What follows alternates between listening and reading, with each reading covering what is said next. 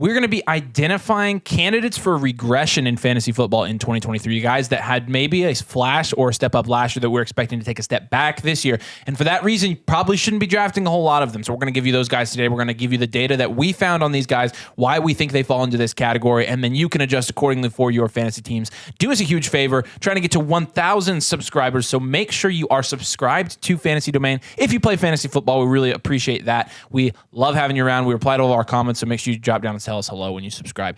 Make sure you hit a like on the video as well. It helps us reach more people. It helps the algorithm. It's just easy. You just hit the thumbs up. Let's see how many likes we can get on this video. Let's do it. Regression candidates. Yeah. All right. We're starting off here with Jamal Williams, and that's something not a lot of people are going to be surprised with. I think the reason he might be going this high is because there's an impending suspension for Alvin Kamara. But after looking into the numbers, I'm not even sure he will produce well if Alvin Kamara is out for the year. So let's look into the Lions offense in 2022. The Lions offense had 54 touchdowns. 23 of those were rushing touchdowns for 6,460 yards. They were one of the top 5 offenses in the league. Now, looking over at the Saints offense, they had 37 touchdowns, so 17 less. Only 12 of those were rushing touchdowns for 5,674 yards. Now, Jamal Williams had 17 rushing touchdowns last year. Do we really think this next year he's going to go in by himself and score more touchdowns than the entire Saints offense did on that team? Well, if you look at Alvin Kamara on the Saints last year, his run blocking rating was 56th in the league. So he was not running behind a good offensive line. Jamal Williams, he was a product of an incredible offensive line. He had the 20th highest run blocking rating in the league. One of the running backs with high run blocking rating was his own teammate. It was DeAndre Swift. Yep. But really, with the 6.2% touchdown rate, which was second in the league, do we really expect him to go to a new team, a less potent offense, a worse run blocking offensive line, and to produce anywhere around the same amount, especially with Kendre Miller added? Kendre Miller will be playing. Good point. Alvin Kamara, he will be playing for a lot of the year. I'm not seeing the upside with Jamal Williams. I mean, we see the upside. We see what he did last year. But I'm just not seeing him repeating that this year on a worse offense and a worse offensive line, really, to put it simply. Next, we have Miles Sanders. Talk about an efficient offense. Last year, he was on the Eagles. 59 touchdowns the Eagles had last year. That was second in the league. 18 of those were rushing touchdowns. 6,614 yards on 544 rushing attempts. And Miles Sanders had a lot of those rushing attempts. He had 259 carries, which was 8th in the league. So last year, he already had a workhorse role.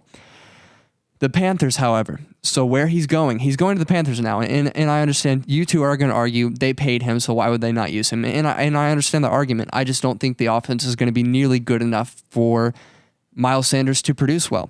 The Panthers only had 37 touchdowns. The Panthers only had 37 touchdowns last year. 12 of those were rushing touchdowns.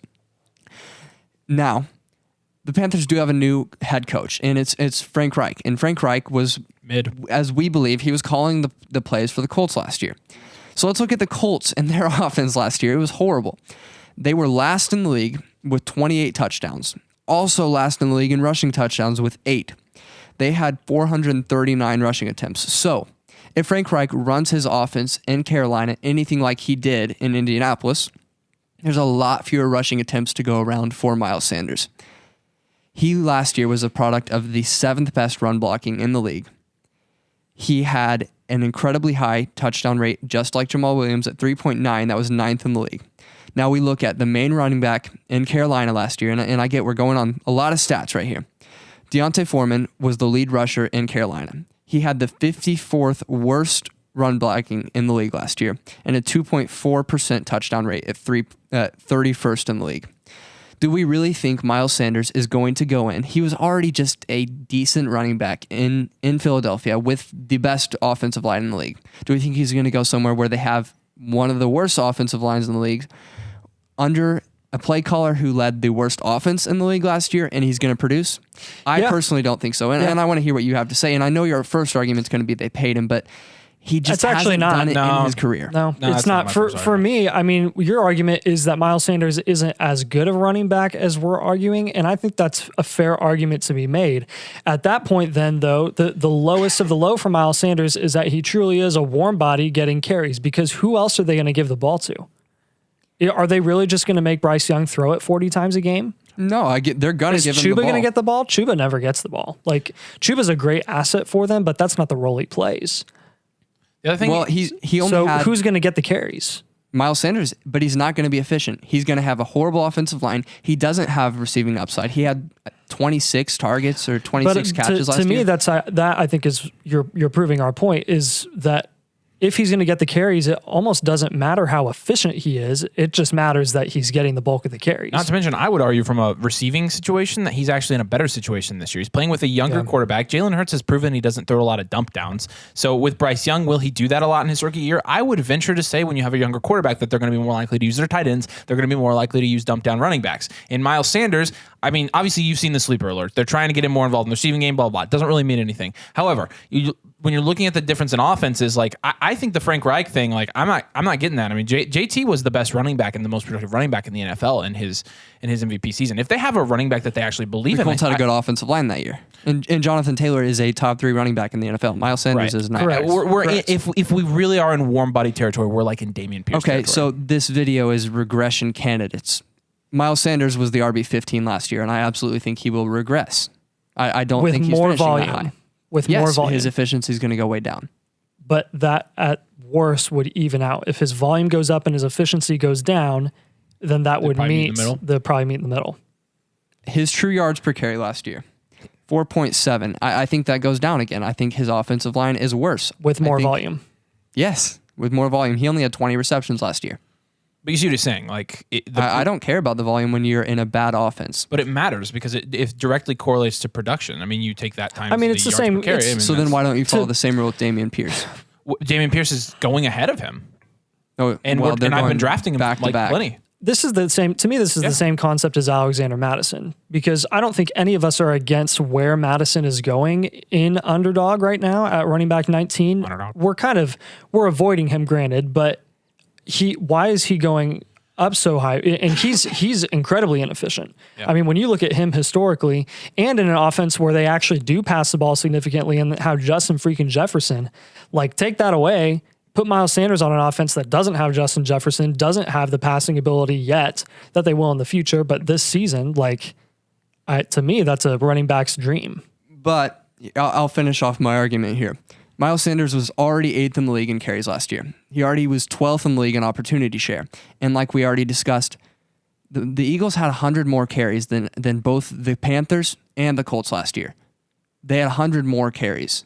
So there's going to be a lot less to go around. Do we really think he's going to get more than 259 carries? Do we think he's going to be one of the few running backs that gets 300? I don't. I don't think the Panthers running are going to back be running on it that that contract much. on that bad. I mean, on that young of an offense, like I think he could. I think he'd get a lot of carries. He definitely could. So is he a candidate for regression? Absolutely. Because if he wasn't, he wouldn't be on this video. However, not all of us are convinced that he definitely will regress, and I think you're saying he definitely will. I think there is a world where Miles Sanders... There's a world where Alexander Madison is good as well. Yeah, I think Miles Sanders being drafted as the RB20 on underdog, I think there's absolutely a good chance he finishes higher than RB20 in the year. I think your best reason, though, for him being a regression candidate is where he landed last year because of how efficient he was. And if he somehow gets the same amount of volume or even similar to, his efficiency probably will go down because it is a worse situation. I think the X factor is the receiving. Like, I think if he does get receiving work, like that would be able to... No, I agree. I mean, that's the the X factor with a lot of people. If Nick Chubb got receiving, then he's a candidate for running back 1. Yep. Yeah. But, yeah. All right, next guy on this list. I'll do the introduction. Oh, I was going to make an apology. Oh, you still can. Apology. I want this to be a dramatic introduction. Okay. From the dawn of time, Tony Pollard has been overhyped and inflated by fantasy football analysts until 3 strapping, brave young men came to your screen to tell you the truth about Tony Pollard. Ladies and gentlemen, Nathan Schmidt.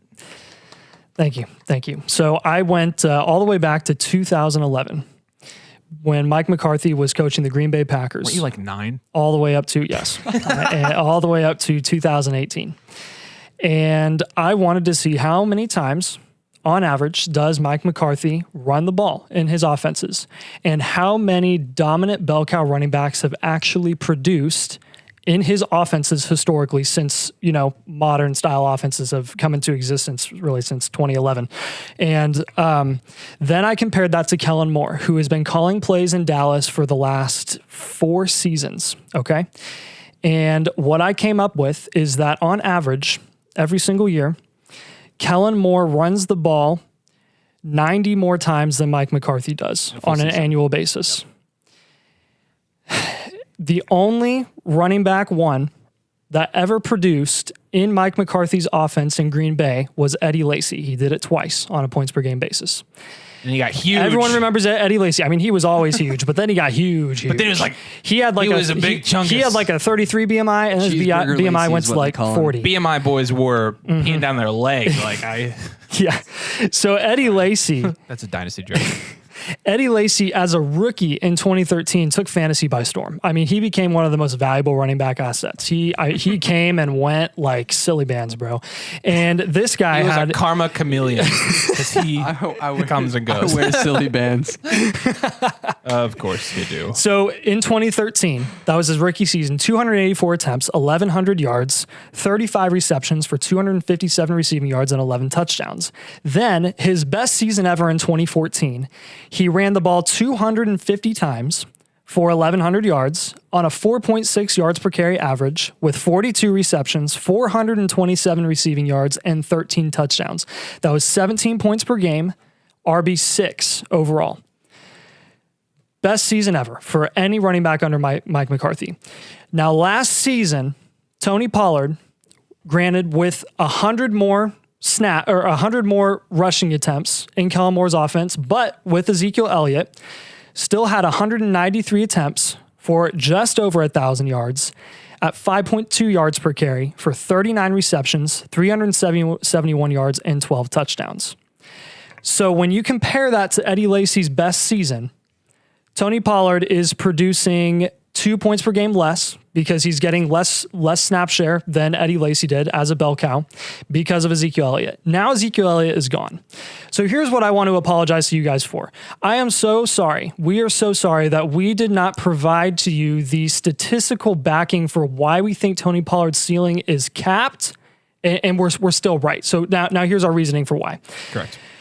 Ezekiel Elliott is the key here, okay? So I understand that Tony Pollard had 5.2 yards per carry last season. Okay. What did Khalil Herbert have, Nathan? Probably 5.2 yards per carry. Why? What are the similarities between splitting time with Ezekiel Elliott? Okay. And in Khalil Herbert's case, I know it sounds so obvious and so clear, but guys, this is a trend for anyone. If Jonathan Taylor was splitting time with another running back, his yards per carry would be better. Same with Nick Chubb. And they were better when he was playing with Kareem Hunt. But this is my point.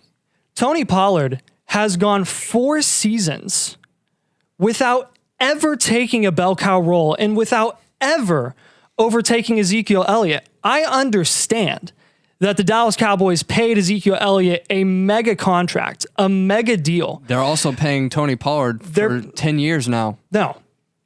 Really? No. I thought they were paying $30 million a year. The money is not the point. That's my argument, though, is the money is not the point.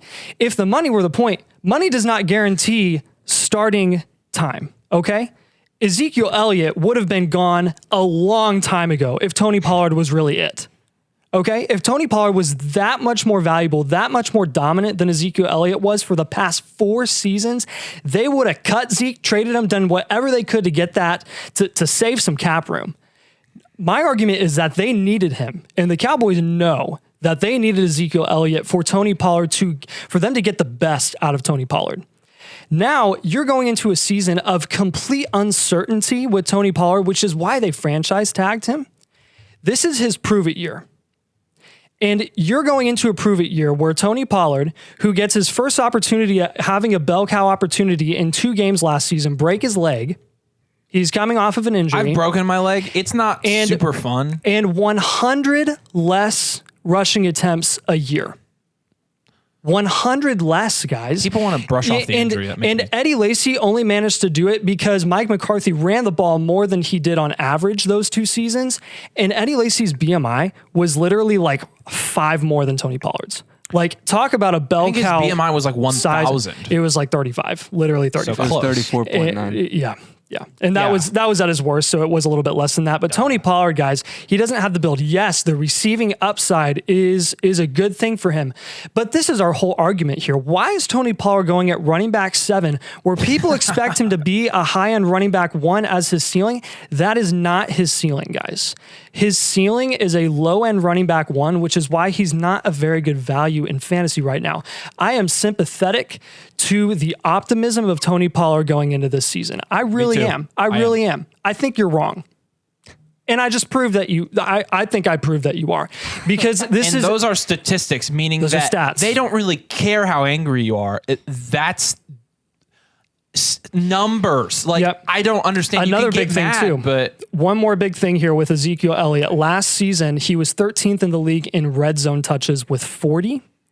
And 6 in total touches at a 5% rate, which is, again, you're losing that now. I don't think Tony Pollard is just going to go from doing what he did before at such an effective rate and getting all of the red zone touches. Like, there's also a chance that Zeke Elliott comes back. I was going to say, don't be surprised when Zeke's back on that team, because Jerry Jones is going to be like, I miss Zeke. Yeah. I want him to come back. And then he's going to call him up and offer him a 4-year, $80 million contract. Yeah. So there you go, guys. I rest my case for Tony Pollard. You can fight me for it. You can crap on me for it. And that's okay. And after that day, stats don't lie. No fantasy domain viewer elevated Tony Pollard anymore. The end. All right, next guy. Christian Watson. Not quite the end. One more guy. Well, the end of the... Yes.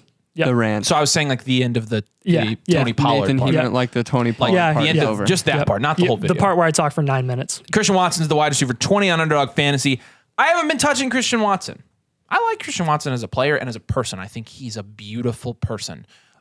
I do not like him in fantasy. Last year, Christian Watson, 4.6 targets per game. I don't know if you know the context of what amount of targets is good and bad, but you do have to also realize last year, Christian Watson had as much opportunity to get as many targets as he could, and he still only got 4.6 targets per game. He was playing with Romeo Doubs, who went in the 6th round. Alan Lazard, who is undrafted. the definition of mid. And I love Alan Lazard. But, I mean, we're talking about a 15.2% target share last year. I mean, in reality, we're basing our whole entire future forecast on Christian Watson on a 4-game stretch, which statistically is pretty irresponsible, actually. He was 67th in targets, but he was 4th in touchdowns last year. He scored 60. Guys, I don't even feel like I need to go past this, but I do because we continue to draft him at the 67th in targets, playing with Aaron Rodgers in a wide receiver room that was less crowded than it is this year. It was less crowded. And yes, we know that Christian Watson was injured for part of the season, which is why his targets was down a little bit. He scored a total of 9 touchdowns on 71 total opportunities. For you, that's lots. That's a pretty big ratio. It's not something you're going to want to be looking at. However, here's a note. When you are in best ball leagues, if you're getting him any cheaper than where he's at, you're definitely wanting to take a shot on him because of his ceiling from a week-to-week standpoint. However, he's going as the wide receiver 20. That's why it's just hard for me to take him at this price point. I just think we're elevating him when you're playing, especially in any type of PPR league. What? Food for thought. I'm going to say something after you. I like food. Keep going. When you're playing, especially in PPR leagues, you are trying to get these guys that are getting, number one, namely targets, but then also receptions. And those two things obviously coincide with each other. Christian Watson did not get either of those yet. And I know sophomore leaps happen with receivers, and I do expect Christian Watson to be better than he was last year. I do expect him to produce more than he did last year. That's not saying that much, actually, because Christian Watson, again, outside of those 4 games, didn't do a whole lot. We've showed you Christian Watson's target log. Show it again. Whoever's editing, show it again. Yeah. Look, he's a premier deep threat. 14.2 air yards per target, which was 8th in the league last year. We understand that. The other part of this is the quarterback situation. You know, I think a lot of people are just saying, oh, well, you know, we saw this with, as I imagine, like all the old Packers fans, like, we saw this with Brett when Brett left, and then and Favre was gone, then we had Aaron Rodgers, he stepped right in, and I'm like, Jordan Love is not Aaron Rodgers. Like, let's not kid ourselves here. If we and look, I know last year, admittedly, Aaron Rodgers was actually not that good. Yeah, he wasn't. Really a top wasn't. 5 quarterback anymore. However, completely different style quarterback.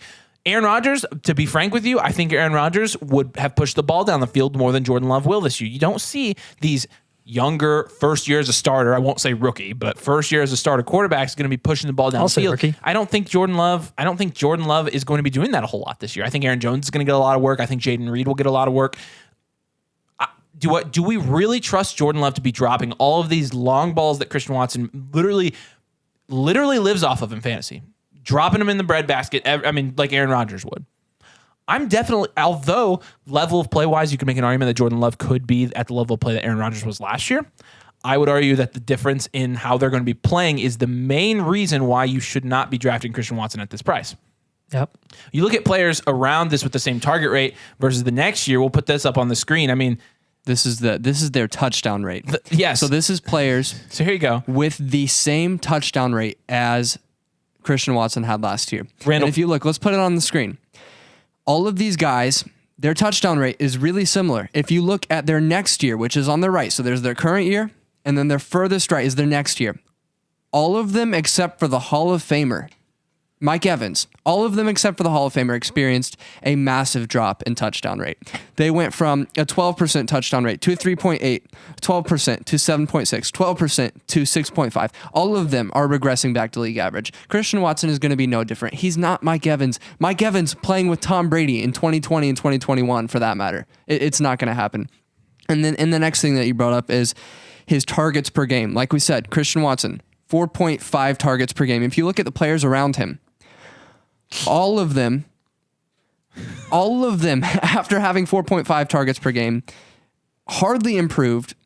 Or you look at Rondale Moore slightly above him in his 5-game sample size, Rondale Moore improved. Wow, what an amazing jump. none of them were jumping to 8 targets per game, other than Rondale Moore to 7. Wait, you are insulting Marquez Callaway. Yeah. And Jacoby Ford. Yeah, I'm sorry. And Cody Core. Those are the guys that got the same amount of targets as Christian Watson. So, yeah. Oh, boy. Yeah. At this point, we're going to have some angry people in the comments. Yeah, it's all right. It's okay. I answered the guy in the middle is so critical. You might as well take Gabe Davis. That's our point. Gabe Davis is going at wide receiver 41. Gabe Davis is a great pick in best ball draft because not only is he offering you some consistency, wide receiver 1, and he's got a way better quarterback. Way better. Way better. Way better. You might as well take him. He's got that ceiling that you're looking for as well. Did I say way better? I think you did. All right. Make sure you like the video. Even if you didn't like it, make sure you like it. And make sure you are subscribed. We're trying to get to 1,000 subscribers. We appreciate you guys watching. Thanks for joining us, and we'll see you later.